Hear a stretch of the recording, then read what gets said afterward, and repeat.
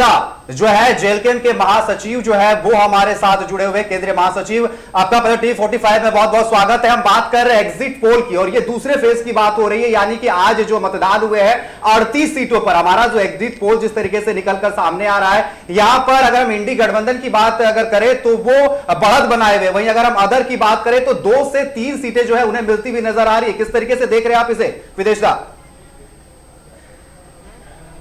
सबसे पहले दूसरे चरण के सभी मतदाताओं को मैं धन्यवाद देता हूं, शुभकामना देता हूं और मैं आपको बताना चाहता हूं कि सबसे पहले जो एग्जिट पोल है मैं इसको धीरे से खारिज करता हूं, उसके रिजेक्ट करता हूं, क्योंकि जेएलकेएम टाइगर जयराम महतो के नेतृत्व में एक झारखंड में हमने एक विकल्प देने का हम लोगों ने कोशिश किया है और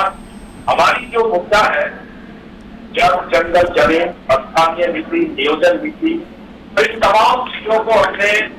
झारखंड के मतदाताओं के सामने हम लोगों ने रखा है और इसलिए हमें बहुत उम्मीद है कि झारखंड के जनता हमें आशीर्वाद जरूर देगी।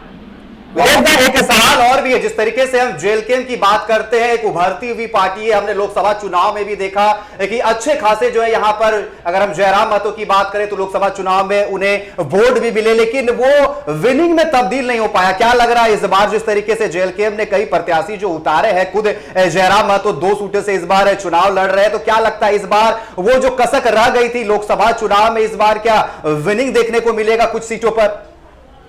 देखने को मिलेगा। आप डुमरी और बैरो दोनों आप देख लीजिएगा, हम लोग आगे हैं, जामताड़ा आगे हैं, धनबाद में भी हमारी बहुत अच्छा परफॉर्मेंस रहा है, सिंदरी भी बहुत अच्छा परफॉर्मेंस है, रिश्ता भी है, रामगढ़ है और बहुत सारे ऐसे विधान जिस पर हम लोग विनिंग स्टेज पर है। इसलिए मैं पहले भी बताया था कि ये जो एग्जिट पोल है मैं इसे सिरे से रिजेक्ट करता हूं, इस पर कोई मुझे नहीं लगता है कि ऐसा कुछ होने वाला है और हमारी उपस्थिति, जेएलकेएम की उपस्थिति और टाइगर जयराम महतो की उपस्थिति झारखंड को चौंकाने वाला है। एक सवाल आपसे, कई प्रत्याशी आपने मैदान में उतारे, लेकिन क्या लगता है कि जेएलकेएम कितनी सीटों पर जीत दर्ज कर सकती है? जयराम महतो 2 सीटों से खड़ा है, क्या लगता है कि दोनों सीटों में जीत पाएंगे? सीटें हम लोग निकाल रहे हैं उसमें।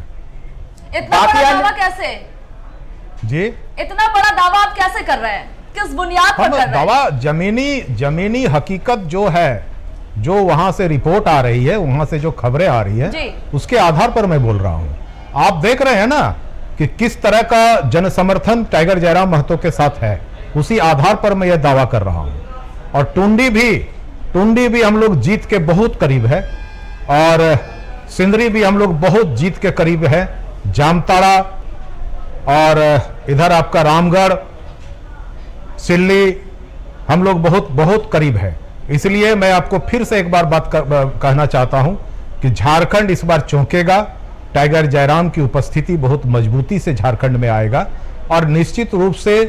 एक नया समीकरण झारखंड में पैदा होगा। और मैं आपको बताना चाहता हूं कि टाइगर के बिना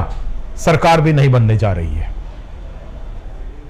जी, एक तरफ आप बात कर रहे हैं कि आप दावा भी कर रहे हैं, लेकिन एक आखिरी सवाल, जयराम महतो को जिस तरीके से आपने कहा कि सभाओं में काफी भीड़ देखने को मिल रही है, लेकिन अगर कद्दावर नेता जो है लगातार बोलते हैं कि जयराम महतो की जो सभाएं है वहां जो भीड़ उठती है ना वो फेसबुक वाले नेता है और वो वोट में तब्दील नहीं हो पाता है। ये गलत बात है, वोट में तब्दील हो चुका है और इसकी झलक आपको अब तो 2 दिन बाद ही मिलेगा। इसलिए मैं कह रहा हूं ना, बार मैं कह रहा हूं, और पहले में भी जहां भी मैंने डिबेट में या इस तरह की जब भी कार्यक्रम में मैं गया हूं तो मैंने यही दावा किया है कि इस बार झारखंड चौंकेगा और बहुत मजबूत उपस्थिति रहेगा जेएलकेएम की। मैं आपको बताना चाहता हूं कि प्रत्येक विधानसभा में हमारी बहुत मजबूत स्थिति रहेगी। हार जीत एक जगह है, लेकिन मैं आपको बताना चाहता हूं कि जिस तरह 3 साल के मेहनत से हम लोगों ने पार्टी को बनाया, टाइगर जयराम महतो की जो मेहनत और हमारे तमाम वरीय नेताओं की जो मेहनत इसमें लगा है और हमारे जो युवा फौज है, हमारी जो रणनीति रही है और जो हम लोगों ने झारखंड के चुनावी पटल पर जो रखा है, उस आधार पर मैं बताना चाहता हूं कि ये 3 साल की जो पार्टी है बड़ों बड़ों की नींद हराम कर चुकी है और बहुत संभव है, मैं आपको बताना चाहता हूं कि ये आजसू को हम लोग रिप्लेस कर सकते हैं। जी ये बिल्कुल, बहुत संभव है। जी विदेश जी, देखिए ये दावे के दौर तो चलते रहेंगे जब तक परिणाम नहीं आ जाते हैं, जब तक 23 तारीख का